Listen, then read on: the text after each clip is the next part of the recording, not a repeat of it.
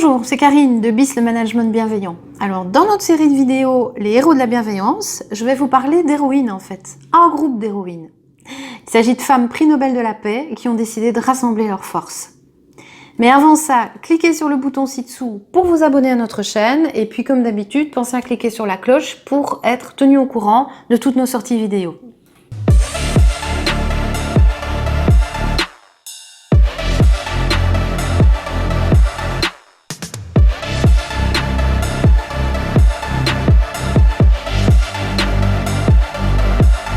Alors, vous connaissez tous le célèbre prix Nobel de la paix qui est décerné tous les ans à une personnalité qui s'est particulièrement distinguée par ses actions en faveur de la paix dans le monde. Il est attribué tous les 10 décembre à Oslo depuis le début du XXe siècle, depuis 1901. Mais saviez-vous qu'en 2004, plusieurs femmes prix Nobel de la paix ont décidé de se regrouper. Ce regroupement poursuivait deux buts. Alors, je les lis. S'insuffler mutuellement des forces, ça c'est la première chose, et aider les femmes, toutes les femmes, en relayant le combat de milliers de militantes et en attirant l'attention sur les souffrances de celles qui, toujours, ont été les premières victimes des conflits. Ce groupe s'est formé à l'initiative de Shirin Ebadi, iranienne, prix Nobel 2003. Elle était avocate et juge dans son pays.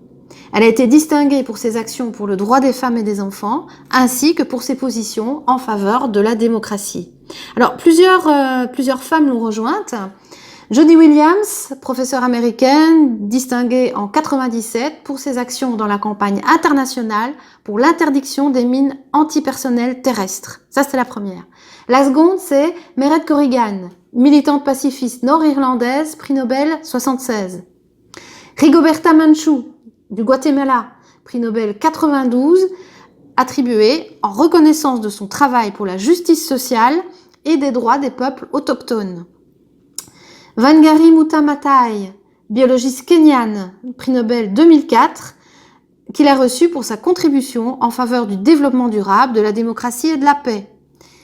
Lema Bowe, travailleuse sociale libérienne, prix Nobel 2011 pour ses actions en faveur des droits des femmes, notamment le droit de vote, après la guerre au Libéria.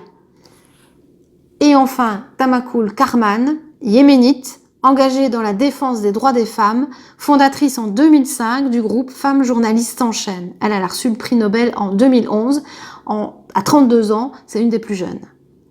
Ce groupe de femmes prix Nobel de la paix ont ainsi organisé une conférence internationale en 2013 à Belfast qui a rassemblé des militantes féminines de tous les pays dans le but de formuler des propositions pour préparer un monde sans violence. Au-delà du caractère évidemment bienveillant de leurs actions, il y a quelque chose qui me frappe particulièrement. Si vous regardez d'un petit peu plus près d'où elles viennent, ces femmes, eh bien vous rendrez compte qu'elles viennent soit de pays en guerre, soit de pays où il y a une oppression politique. Et donc, ça signifie que pour défendre leurs idéaux de paix, eh bien, ces femmes ont dû faire preuve d'un immense courage. Et parfois, le plus souvent, au péril de leur vie. Elles se sont mises en danger pour défendre ça.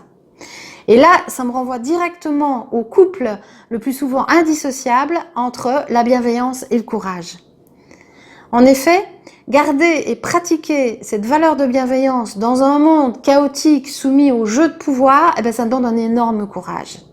Il va falloir résister aux attaques et aux brimades de ceux qui préfèrent imposer que discuter, de ceux qui préfèrent la force à la négociation, de ceux qui préfèrent le pouvoir individuel à l'intérêt collectif. L'exemple de ces femmes est particulièrement emblématique de tous ces combats-là. Alors, la réalité en entreprise, heureusement, elle est bien moins dramatique et bien moins dangereuse. Mais quand même, ça n'empêche pas. Choisir la bienveillance au travail, décider de pratiquer le management bienveillant, ben, ça demande aussi beaucoup de courage. Pourquoi? Ben, parce qu'il va falloir maintenir cette position dans un environnement qui va avoir tendance à privilégier la compétition et la concurrence. Et ça, c'est vraiment pas toujours si simple que cela. Et pourtant, il y a plein d'études qui nous montrent combien le travail collaboratif et l'intelligence collective sont fondamentales pour les entreprises d'aujourd'hui qui sont confrontées à un environnement qui devient de plus en plus complexe. Voilà. Si vous avez aimé cette vidéo, eh bien, mettez un petit pouce bleu, commentez, likez, et puis moi je vous dis à bientôt pour d'autres vidéos sur notre chaîne BIS.